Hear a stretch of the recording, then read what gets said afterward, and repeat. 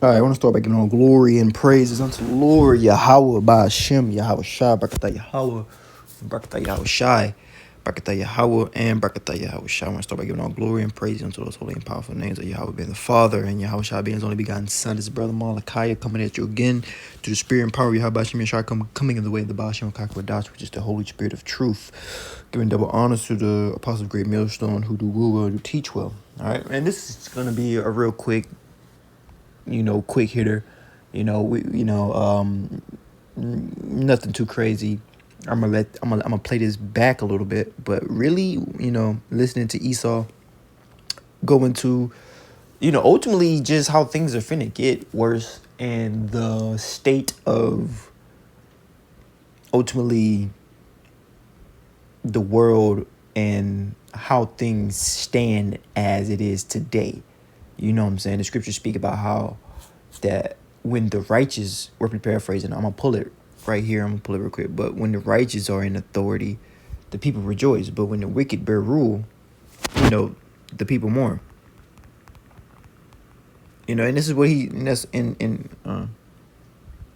hold on. And that's what he's complaining about. And we're going to play the video a little bit and let him kind of go in. But ultimately, we got to take Esau Edom out of power. You know what I'm saying? Esau Edom is literally, when you go to the video itself, it says the world's biggest problem, Esau Edom. And Esau Edom is the world's biggest problem. Because why is that? What's the simple answer for that? The real biblical answer, from the men of the Lord. Well, let's read this first. This is Proverbs 29:2. It says, when the righteous are in authority, or the righteous are not in authority, who are the righteous? Who have the Lord set up to be the righteous on the planet Earth? Well, that would be the Israelites. And, stemming from the Israelites, it goes into the so-called Negroes, Latinos, and Native Americans, which makes up the house of the nation of Israel from your respective tribe, wherever that may be, through the Spirit. And then you got you got Israelites that look like the nations that they've been scattered to. They look like, they look like the China man. They look like the Arab man. They look, these, so-called, they look like these nations because they've been scattered to these nations via captivity, via, various captivities and various, slave trade and, like I said, captivities. So the seed of Israel is scattered throughout the earth, but if your seed line goes back to Abraham, Isaac, and Jacob, then you would be an Israelite by the bloodline, by the seed of your father. Okay, not got nothing to do with the mother. Okay, so these would represent the righteous. Okay, in the elect. Okay, on the earth today, they are the righteous. They are the ones that's gonna get the mercy. They are the ones that's gonna be justified by Hamashiach Yahawah Hashem Yahawashi. So we understand that the righteous are not in authority at this time, but we will be. The kingdom is set up, but it starts with the elect, the remnant, calling upon the name of the Lord Yahweh Hashem Yahawashi. The kingdom is within us. Like we are the kingdom. We are the principal stones of the kingdom. Like the kingdom can't be the kingdom without the elect there, without the nation there. You know what I'm saying? Because it's like it. But anyway,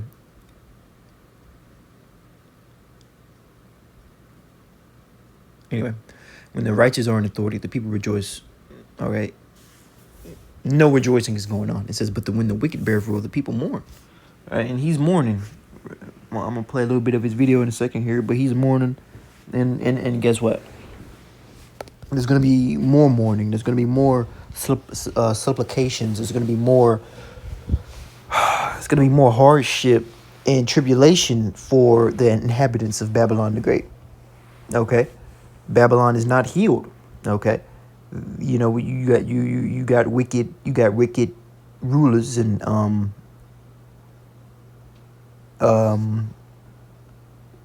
got wicked rulers and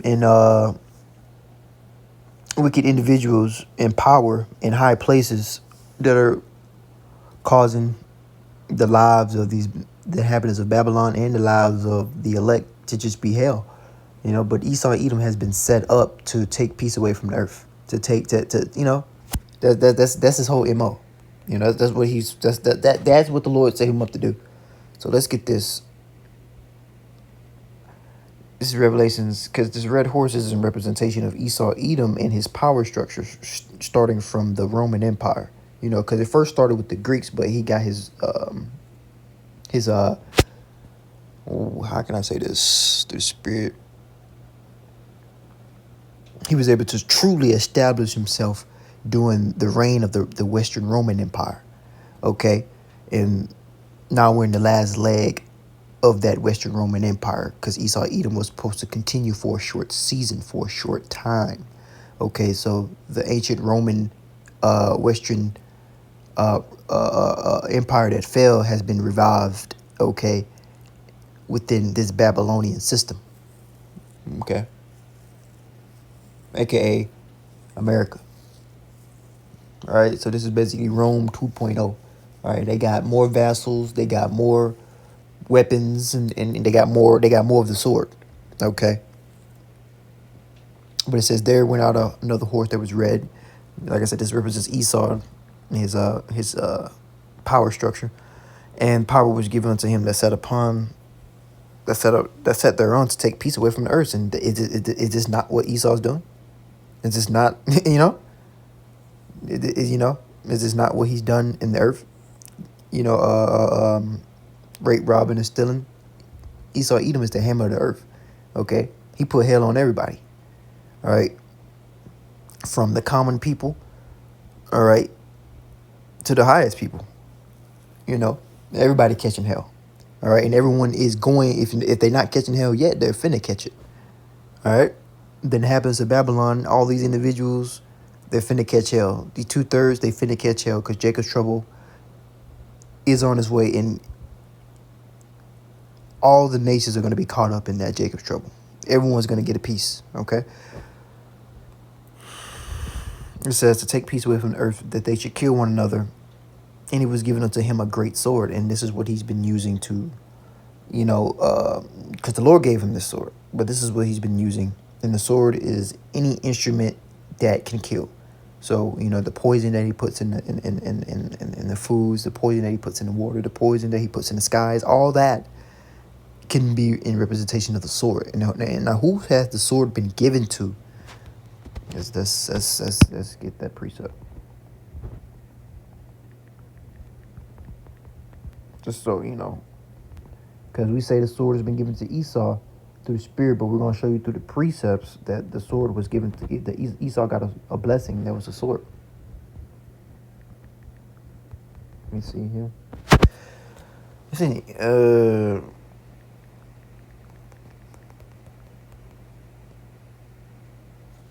This is Genesis 27:40. This is the blessing that Esau got. It says, by the sword shall thou live. As you see, he's been given a great sword. This is that same sword. It says, by thy sword shall thou live, and thou shalt serve thy brother. And it shall come to pass, thou shalt break the dominion. Thou shalt have the dominion, and thou shalt break the yoke, his yoke from off thy neck.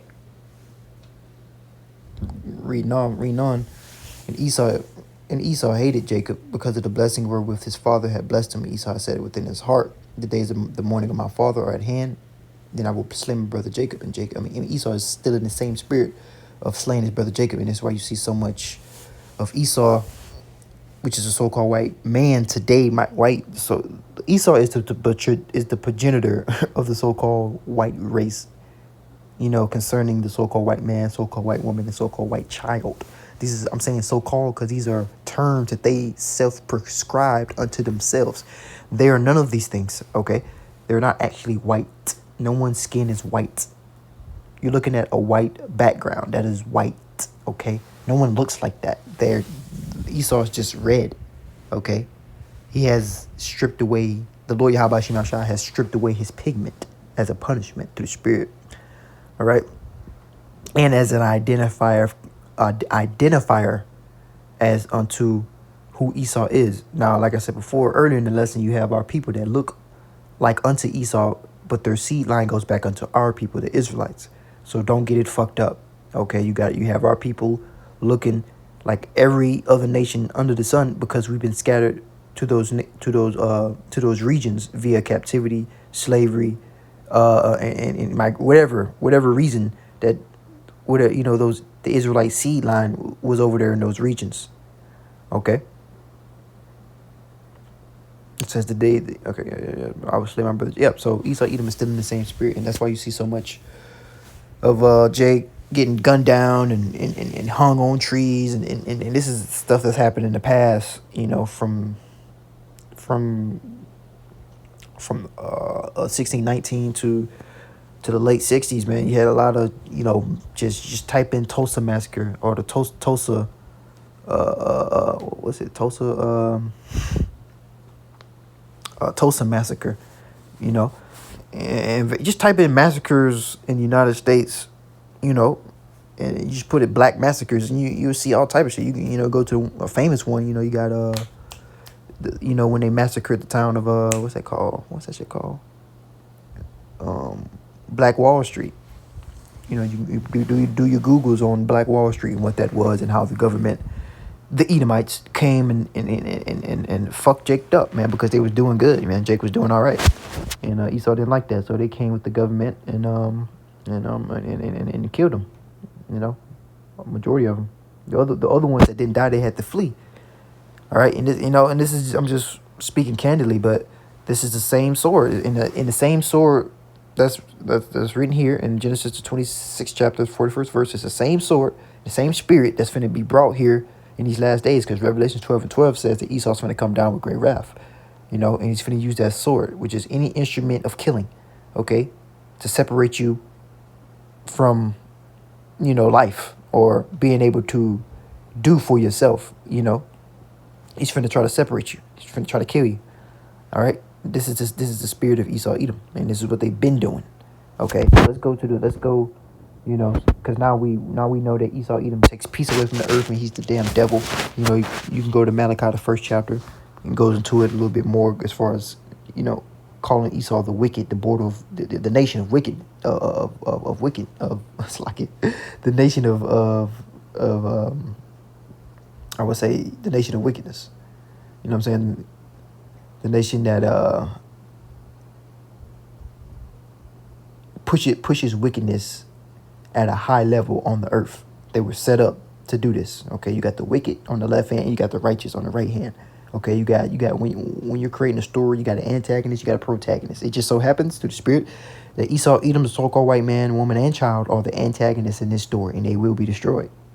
Okay, ultimately at the end, in the end game. Okay, in the end game, you gotta understand what I'm saying through the spirit. Now, let's let him speak. Let's let Esau go into his rant and mourn and lament and complain about the current standings of Babylon the Great. All right, and you can consider him like a voice for all of these Edomites, because most of these Edomites, they not gonna get on them motherfucking TikToks and all this shit and bitch and complain. They just gonna bitch and complain within their own homes, or it's not gonna be so public. But they all feel the same way, all right? And it's not gonna matter really, because everything was good just 100 years ago when y'all had us by the throats. Y'all wasn't complaining about this or complaining about that, and, because you was good, everything was all right, the white man was doing all right. But now your oligarchs, your elites, they wanna see to it that they have ultimate control over you in your homes and your lives and your livelihoods, and they want to put an RFID chip tag in you, and if you don't obey them, then they will turn that bitch off. All right, and have complete ultimate control over you, like as unto the Most High. But they are not the Most High. All right, but they want to be like the Most High. All right, and this is their plan to achieve a pseudo kingdom on the earth. All right, this is their plan to achieve their kingdom. Okay, we're looking forward to the kingdom of heaven, the kingdom of Yahawashi, the kingdom of Yahawah, the kingdom of Israel through the Spirit. But Esau Edom is hastening his kingdom. His new world order is his pseudo. When I say pseudo, I mean fake, I mean false. Okay, through the Spirit. His pseudo version of what the kingdom is. Okay? So let's let them talk. To stop the atrocities we have right now. And right now we're doing nothing about it. Right now a war's being started and millions of people are going to lose their lives, all in an attempt to distract from the Epstein files and Trump's failing economy and all of the lies that he spewed to us. It's been waged to distract us. Because not just from the Epstein files, from it being on a pedophile basis, not even because of that, but because of how many people it implicates, because it implicates the system, right? Because if you don't distract us from the Epstein files, we might realize this whole time we've been played. So you got to start a fucking war to distract us from it. Like, this cannot continue. I know I sound insane, but this cannot keep going like this. We can't allow it. No matter how distracted I want to be, no matter how bad I want to hop off into video games and not pay attention, or get on Netflix and just not look at what's going on, or just watch stupid AI cat videos, as much as I want to do that and pretend like this isn't happening, it is. And if we don't do something about the problem now, the problem will get worse. It's like you're 300 pounds. You know you got to lose weight, but it takes getting up off your fat ass. Right.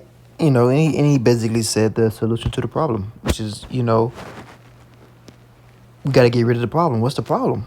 Well, the biblical answer from the men of the Lord, Lord willing, we be a part of the number, and the Lord comes and redeems us from this wicked, defiled kingdom, and redeems us from this man, this wicked, defiled man known as fucking Esau, who has been given rulership over the earth, all right, for prophecy's sake. But we haste to get the fuck out of here, all right. But he said it the best, man.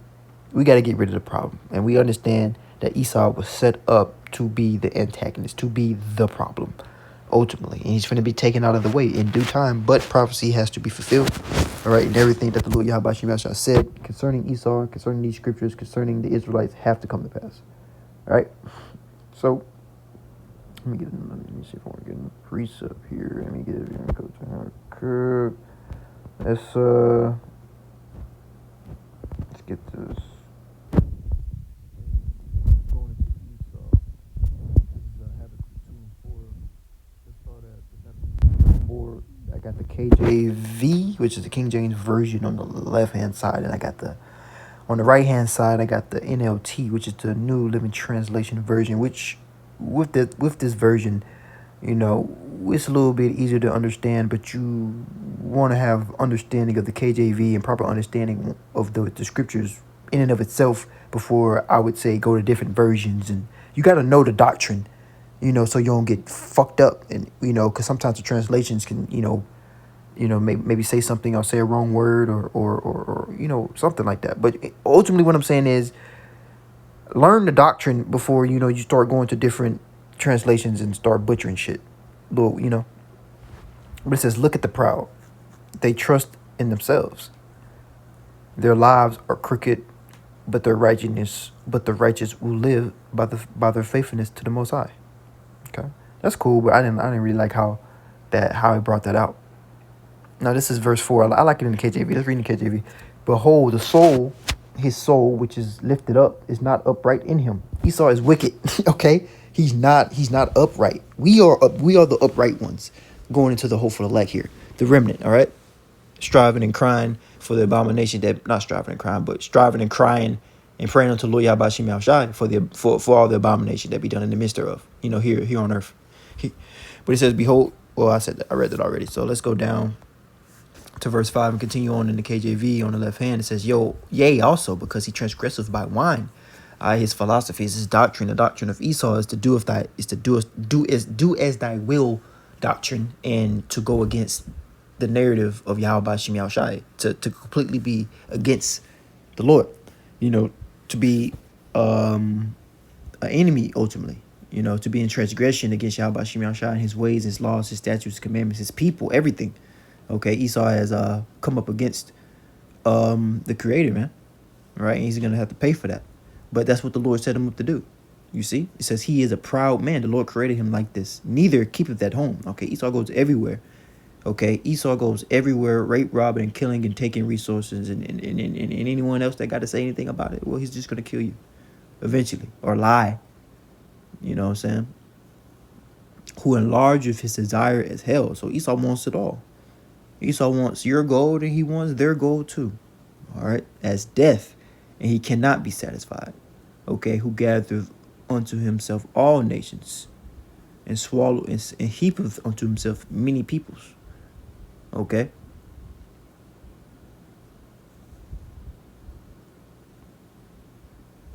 And in verse 6 here is where we are now.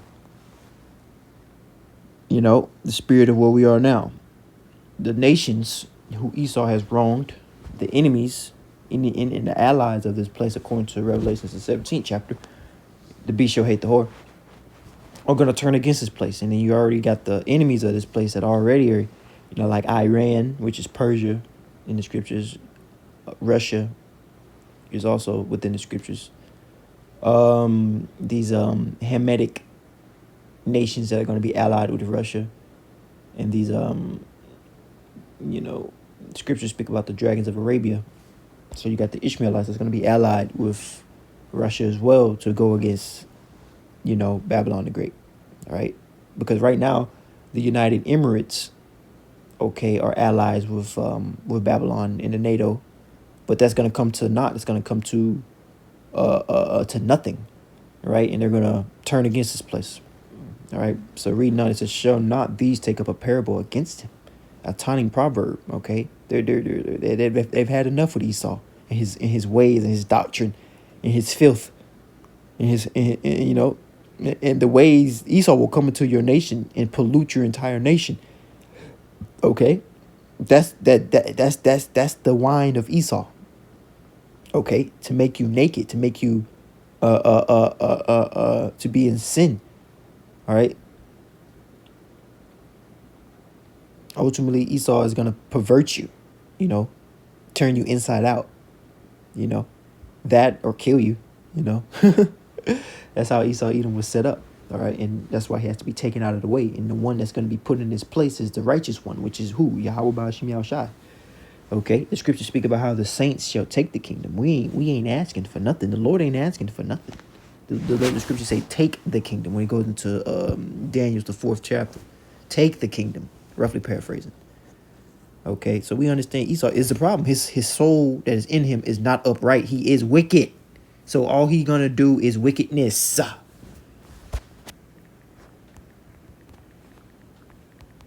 Let me get a precept. Because the scriptures say that if Esau don't do something wicked, if he don't go off, if he don't, do some wicked shit, that he can't sleep. I can't even remember the precept. Oh my goodness. Fuck.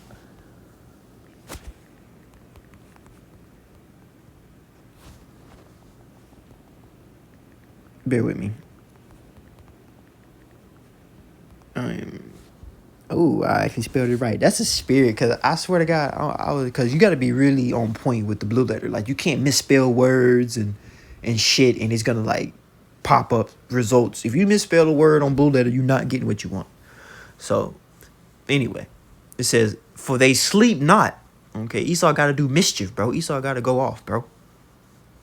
He got to cause, people to fall, got to cause people to lose their life. Got to, someone has to be at the bottom and feeling like complete garbage for Esau to be okay. When we was in captivity, slavery, and even unto this day, but I'm talking about, chattel slavery, when it was real bad, back in the day. Esau didn't lose a wink of sleep, because we was under subjection. We was getting destroyed. He caused us to fall, man. And that gave him joy. All right. And he's going to continue to do this because that's what's in his spirit. It says they sleep not. All right. It says they sleep. They don't even lay down. Except they have done mischief. They have done mischief. They went the fuck off. They did wickedness. Their sleep is taken away. Can't even get no sleep unless they have caused some to fall. So that's the spirit of Esau, and that's why he got to be taken out the way. Just a real quick biblical answer. along with what he's saying. But let's continue on with what and he's going saying. to the fucking gym to do it. And until you do that, you're not going to lose a fucking pound. The same concept. Sorry for rambling. I'm in here sweating like a whore in church. I need to turn the air conditioner on. I just didn't want y'all to hear the blower motor in the background. Y'all have a beautiful day. Peace, love, and chicken grease. It's wonderful outside. Get off your ass and go outside. Right. And that guy might be an Israelite. You never know. And which, what, I can use him as an example to bring out more edification. Let's go back. Let's look at it. Let's look at him. Let's look at him. Is this in color? Okay, this is not in color. With it now. This is in black and white. But you can see clearly that obviously this is an Edomite. Obviously this is an Edomite looking individual, Salakia. But however, who should say that his seed line doesn't go back to Israel? Potentially, maybe.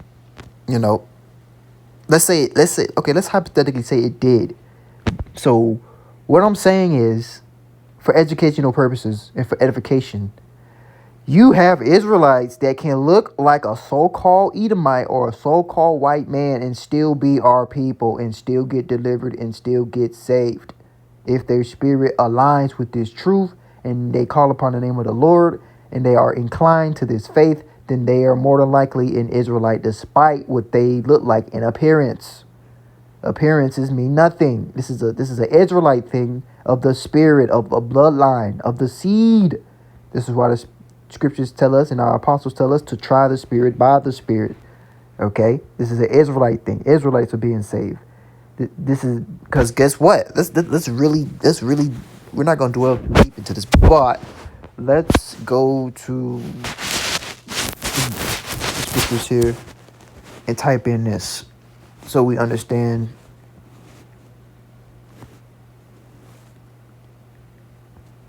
I don't even know if this is. Hold on. I wonder.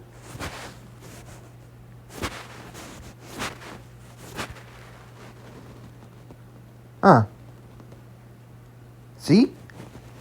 I didn't know this was in there, but we can read it. Let's start at Exodus 9:1. Who our Lord is? The Lord ain't the Lord of everybody, And that's the common misconception that we still deal with even unto this day, and it's going to be proven to be wrong when the Lord delivers the elect and He don't deliver your fucking Edomite ass because you thought that going to church. I don't even, whatever. Exodus 9:1, it says, the Lord said unto Moses, go unto the Pharaoh and tell him, thus saith Yahawah, power of the Hebrews, the Hebrew Israelites, man, because these so-called Negroes, Latinos, and Native Americans. Okay. So with that being said, I just wanted to make it real quick, going into, the problem. Who's the problem? Esau's the fucking problem. And he has to be taken out of the way, ultimately, for our kingdom he has to be taken out of the way for prophecy's sake. But him being in the way, he got to be taken out the way for the kingdom to be set up. Like, the kingdom ain't going to be set up to Esau's fucking in captivity, in chains, with a chain around his neck, along with the other 16 nations outside of Esau and the Israelites. Okay? So with that being said, I want to say shalom.